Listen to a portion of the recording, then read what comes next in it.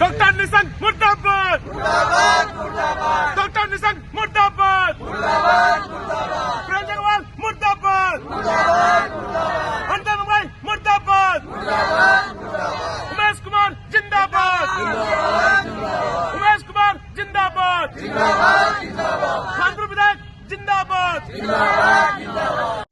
माता, सबसे बड़ी बात अभी भाई साहब का मैंने सुना, बड़ी ये आम सी बातें हैं जो कई बार सुप्रीम कोर्ट तक एक आम आदमी नहीं जा पाता है। मैं विधायक उमेश कुमार के यहां से आया हूं। विधायक साहब से बात हुई, आप लोग को पूर्ण समर्थन, चाहे ये कानूनी तरीके से हो या राजनीति तरीके से हो, ये अपनी बात पुरजोर तरीके से आपकी बात को उठाएंगे और साथ साथ आपके इस प्रॉब्लम को खत्म करेंगे।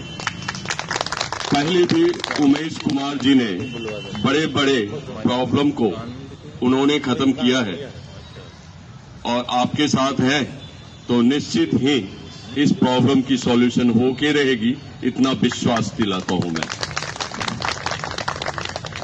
विधायक साहब पहले भी गरीब और मजबूर के साथ हमेशा रहे हैं, चाहे वो कभी भी विधायक साहब के कार्यालय पे कोई भी पहुंचे, 24 घंटे उनकी प्रॉब्लम की सुनवाई होती है। और ऐसे भी भाई साहब विधायक साहब से मिले हैं और उनका आश्वासन मिला है। कुछ इमरजेंसी की वजह से विधायक साहब को बाहर जाना पड़ा।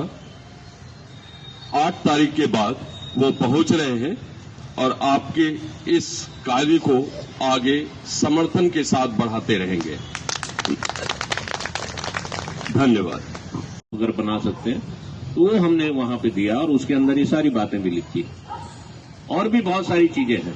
हम केवल ये चाह रहे हैं कि यहाँ हम हार चुके हैं। अपने जो हमारे यहाँ के प्रतिनिधि थे, हमारे विधायक हैं, सरकार के अंदर हैं, दूसरे नंबर के मंत्री हैं, मुख्यमंत्री के सेकंड नंबर के कहा जाता है उनको कि वो दूसरे नंबर के हैं, लेकिन वो 2 नंबरी ज्यादा हैं, बाकी और कुछ नहीं है। जो 2 नंबरी कहा जाता है ना, वो 2 नंबरी हैं वास्तव में, तो वो 2 नंबरी हैं। उन्होंने लगातार धोखा देने का काम किया, हमको बरगलाने का काम किया।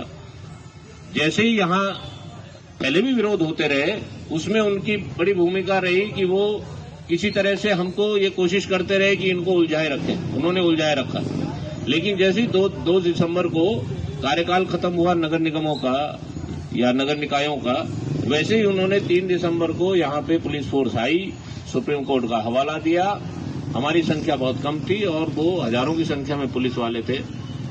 उन्होंने यहाँ पे आके सीधे से काम शुरू कर दिया और वो जगह अभी उन्होंने एक्वायर कर ली है। उसके चारों तरफ चदरें और उस तरह के लगा के अब शायद पक्का निर्माण भी कर रहे हैं। तो ये सारी कार्रवाइयां कर रहे हैं। हमारा ये कहना है कि हम कूड़ा घर के खिलाफ नहीं, कूड़ा घर तो बनना चाहिए, कूड़ा तो हम ही लोग पैदा करते हैं, लेकिन वो आबादी क्षेत्र से दूर और जो कम से कम केंद्रीय मानक है, केंद्र सरकार के मानक है, जो नीतियों के अंदर बाकायदा दिया गया है, उन मानकों की पूर्ति करें। अगर उसमें कहा गया है कि भाई नालों से उसकी दूरी इतनी होनी चाहिए या आबादी क्षेत्र से उसकी दूरी इतनी होनी चाहिए, तो उसका पालन तो करते हो। उन्होंने उसका पालन भी नहीं किया है। तो इन सारी चीजों को लेके, और खासकर जब हमारे एक कुछ साथी हाई कोर्ट भी गए इसको लेके, लेकिन हाई कोर्ट से स्टे नहीं मिल पाया। उमेश कुमार से जब हमने प्रार्थना की विधायक जी से कि भाई आप ये स्थिति है, तो उन्होंने कहा ठीक है, हम उसी चीज को लेके सुप्रीम कोर्ट जाएंगे। जो साथी हमारे हैं जो हाई कोर्ट गए थे, उनके पास शायद वो किसी जगह से कारण से व्यस्त हो गए और वो 3 तारीख की बात हुई थी, 3 तारीख को वो नहीं जा पा रहे। तो अभी रमजान हमको सूचना दी थी रमजान ने कि उन्होंने कहा कि जब भी वो ठीक हों या बीमार हैं तो ठीक होंगे, वो जब भी ऐसा स्थिति आएगी तो 2-4 दिन पहले मुझे बता देना। तो कम से कम हम वो प्रयास भी कर रहे हैं सुप्रीम कोर्ट का, लेकिन राजनीतिक कार्रवाई भी अपनी जगह होती रहनी चाहिए।